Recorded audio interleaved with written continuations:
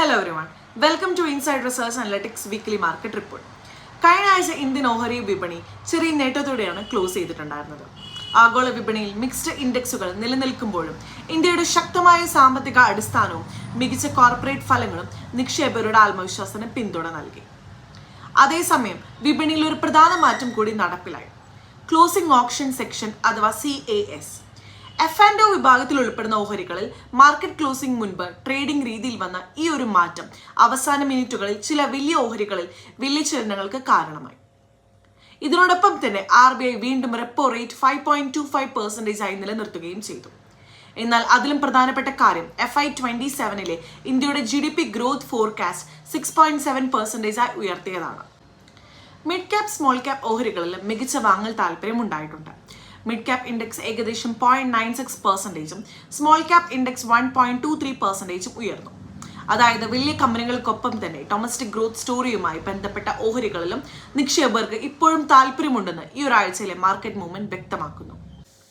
ഈ ആഴ്ച വിപണിയെ ഏറ്റവും കൂടുതൽ സ്വാധീനിച്ച ആഭ്യന്തര വാർത്തകളിൽ ഒന്നായിരുന്നു RBIയുടെ മോണിറ്ററി പോളിസി തീരുമാനം.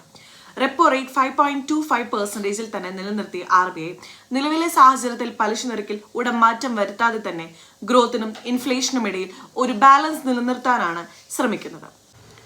FY27 GDP ഗ്രോത്ത് എസ്റ്റിമേറ്റ് 6.6%-ൽ നിന്നും 6.7% ആയി ഉയർത്തിയത് ഇന്ത്യയുടെ domestic demand, private consumption, government infrastructure spending, investment activity എന്നിവയിൽ RBIക്ക് ഇപ്പോഴും വിശ്വാസമുള്ളതിന്റെ സൂചനയാണ്. അതേസമയം ഇൻഫ്ലേഷൻ ഫോർകാസ്റ്റ് 5% ആയി കുറച്ചതും പോസിറ്റീവ് സിഗ്നലാണ്. എന്നാൽ crude oil price volatility, middle east geopolitical tension, മൺസൂണിന്റെ regional variation, global supply chain disruptions തുടങ്ങിയവ ഇപ്പോഴും മാർക്കറ്റിൽ വലിയ റിസ്കുകൾ തന്നെ നിലനിർത്തുന്നുണ്ട്. ആഗോള വിപണിയിൽ ഈ ഒരാഴ്ച പൊതുവെ പോസിറ്റീവ് ബയസ് ആയിരുന്നെങ്കിലും അൺസർട്ടനിറ്റി പൂർണ്ണമായും മാറിയിട്ടില്ല. അമേരിക്കയിൽ പ്രതീക്ഷിച്ചതിനേക്കാൾ ദുർബലമായ അൺഎംപ്ലോയ്മെന്റ് ഡേറ്റ പുറത്തു വന്നത് ഫെഡറൽ റിസർവ് അടുത്ത പോളിസി മീറ്റിംഗിൽ റേറ്റ് ഹൈക്ക് ചെയ്യാനുള്ള സാധ്യത കുറയ്ക്കുമെന്നുള്ളൊരു പ്രതീക്ഷ വർദ്ധിപ്പിക്കുകയുണ്ടായി. ഇതിന്റെ ഫലമായി US ബോണ്ട് yields കുറയുകയും ഇക്വിറ്റി മാർക്കറ്റ്സിൽ വീണ്ടും റിസ്ക് അപ്പറ്റൈറ്റ് ഉയരുകയും ചെയ്യുന്നുണ്ട്. S&P 500 ഏകദേശം 3.6%, ഡോ ജോൺസ് ഏകദേശം 3% എന്നിങ്ങനെ ശക്തമായ വീക്ക്ലി ഗെയിൻസ് രേഖപ്പെടുത്തി. പ്രത്യേകിച്ച് ടെക്നോളജി, AI, ക്ലൗഡ് കമ്പ്യൂട്ടിംഗ് മേഖലയിലെ ഏർണിംഗ്സ് ഇൻവെസ്റ്റർ സെന്റിമെന്റ് മെച്ചപ്പെടുത്തിയിട്ടുണ്ട്. ബോണ്ട് yields കുറയുന്നത് ഗ്രോത്ത് ഓറിയന്റഡ് ടെക്നോളജി സ്റ്റോക്സിന് സാധാരണയായി അനുകൂലമാണ്. കാരണം ബോറോയിങ് കോസ്റ്റ് കുറയുകയും ഫ്യൂച്ചർ ഏർണിംഗ്സിൽ വാലുവേഷൻ മെച്ചപ്പെടുകയും ചെയ്യാം. എന്നാൽ മറുവശത്ത് middle east geopolitical situation ഇപ്പോഴും വലിയ റിസ്ക് തന്നെയാണ്. സ്ട്രെയിറ്റ് ഓഫ് ഹോർമസ് വഴി ഗ്ലോബൽ ഓയിൽ ചെയിനിന്റെ വലിയൊരു ഭാഗം കടന്നു പോകുന്നതിനാൽ അവിടെ ഷിപ്പിംഗ് ഡിസ്റപ്ഷൻസ് ഉണ്ടായാൽ ക്രൂഡ് ഓയിലിന്റെ വില വീണ്ടും ഉയരാം. ഇറാൻ, ഒമാൻ എന്നിവിടങ്ങളിൽ ഷിപ്പിംഗ് സംബന്ധിച്ച ചർച്ചകൾ നടക്കുന്നതായുള്ള വാർത്തകൾ മാർക്കറ്റ് സെന്റിമെന്റിനെ മെച്ചപ്പെടുത്തുന്നുണ്ടെങ്കിലും ഷിപ്പിംഗ് ട്രാഫിക് ഇപ്പോഴും നോർമൽ നിലയിലേക്ക് പൂർണ്ണമായും തിരിച്ചെത്തിയിട്ടില്ല. ഇന്ത്യയെ സംബന്ധിച്ച് ക്രൂഡ് ഓയിലിന്റെ വില കുറയുന്നത് വളരെ പോസിറ്റീവ് ആയിട്ടുള്ള ഒരു ഫാക്ടറാണ്. ഓയിൽ വില താഴ്ന്നാൽ ട്രാൻസ്പോർട്ടേഷൻ കോസ്റ്റ്, മാനുഫാക്ചറിംഗ് കോസ്റ്റ് തുടങ്ങിയതിൽ ആശ്വാസം ലഭിക്കുകയും ഇൻഫ്ലേഷൻ പ്രഷർ കുറയുകയും കറന്റ് അക്കൗണ്ട് ഡെഫിസിറ്റ് നിയന്ത്രിക്കാൻ സഹായിക്കുകയും ചെയ്യും. അതേസമയം ബാങ്കിംഗ് സെക്ടറിൽ RBIയുടെ സ്റ്റേബിൾ പോളിസി ക്രെഡിറ്റ് ഗ്രോത്തിന് പിന്തുണ നൽകുകയും ചില ഫിനാൻഷ്യൽ സ്റ്റോക്സിൽ പ്രോഫിറ്റ് ബുക്കിംഗും ഉണ്ടാകാം. IT സെക്ടറിൽ US technology earnings, AI spending, cloud computing demand എന്നിവ പ്രധാന കാറ്റലിസ്റ്റുകളായിരിക്കും. ഓട്ടോമൊബൈൽ സെക്ടർ ജൂലൈയിൽ റീറ്റെയിൽ സെയിൽസ് ശക്തമായത് ഫെസ്റ്റീവ് സീസണിന് മുൻപുള്ള ഡിമാൻഡ് നല്ല രീതിയിലാണെന്നാണ് സൂചന നൽകുന്നത്. EV അഡോപ്ഷൻ കൂടി ഉയരുന്നത് ഓട്ടോമൊബൈൽ ഇൻഡസ്ട്രിയുടെ ലോങ് ടേം ഗ്രോത്ത് സ്റ്റോറിക്ക് പിന്തുണ നൽകുന്നുണ്ട്. Infrastructure, capital good, manufacturing sectors എന്നിവയ്ക്ക് ഗവൺമെന്റ് കാപ്പെക്സ്, ഇൻഫ്രാസ്ട്രക്ചർ സ്പെൻഡിംഗ് എന്നിവ ഇപ്പോഴും വലിയ ഗ്രോത്ത് ഡ്രൈവേഴ്സ് തന്നെയാണ്. എനർജി സെക്ടറിൽ ക്രൂഡ് ഓയിൽ പ്രൈസ് മൂവ്മെന്റ് നിർണായകമാണ്.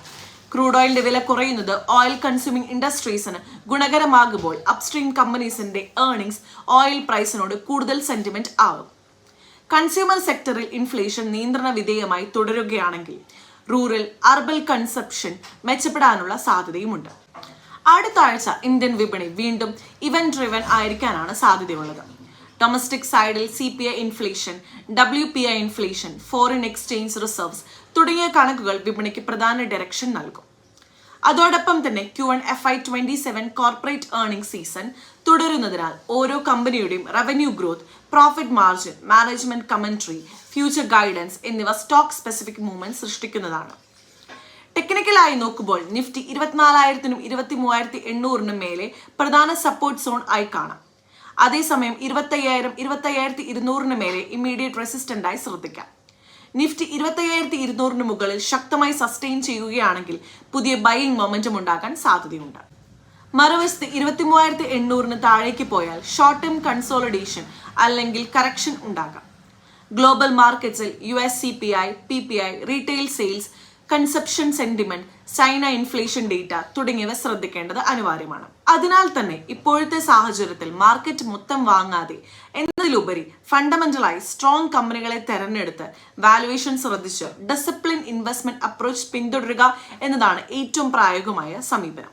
അപ്പോൾ എല്ലാവർക്കും നല്ലൊരു ഇൻവെസ്റ്റിംഗ് വീക്ക് നേരുന്നു. Thank you for watching.